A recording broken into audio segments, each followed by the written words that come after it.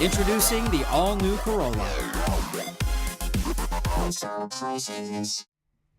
Guam's dependency on imported crude oil is a heavy financial burden on all island residents, and the Guam Power Authority has long been planning to convert from crude oil to liquid natural gas, LNG.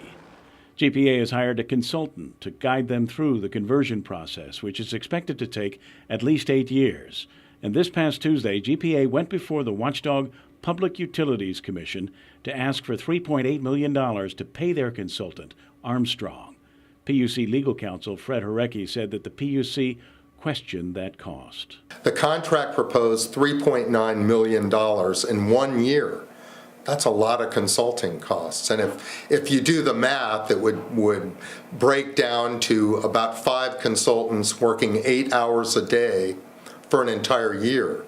So the commission had concerns there. Recognizing GPA's need for funding, Harecki said that the PUC did grant roughly $2 million of the $3.8 million GPA asked for, but only those expenses directly related to the LNG conversion.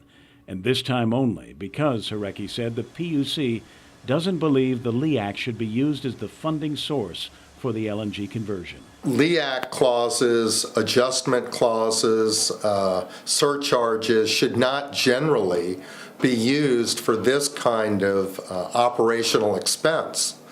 Normally, those are budgeted through either bonds or through rates. So the commission held that because of something of an emergency, that GPA needs to proceed quickly, it will fund these LNG-related consultant costs for FY 2014 only through the LEAC. But don't make it a habit. Yes, that's right. In fact, after 2014, it won't fund them through LEAC. So it's really a one-time exception. We need to answer their questions to justify the remaining balance that they were not comfortable in allowing. And then we're going to look internally ourselves and say, look, we may not be able to get all of this cost to convert out of the LEAC, out of the fuel part of the bill. So we may have to look at the non-fuel part of the bill, but we're really trying very hard not to change the base rate till the end of the decade. It won't be easy. The cost for conversion to LNG is in the $300 million range. And if not the LEAC, what will be the funding source for the LNG conversion? Cost-cutting measures? A base rate increase? It hasn't been worked out yet. GPA's theory has been that the conversion will result in a significant reduction in fuel costs. So their feeling was that perhaps the costs for this conversion process could maybe even all be placed through LEAC. But the commission wanted to come out early on, so GPA has enough time to plan, indicating that it really didn't feel that those kind of costs should be placed through LEAC. I think the decision of the PUC, gives us some things to work on. We don't have all the answers either. The PUC is going to give us their perspectives. They've shared that with us now. They've given us partial green light.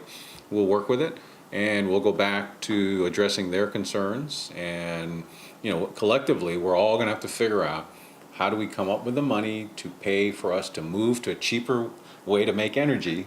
It's going to take us 8 years to make the complete move.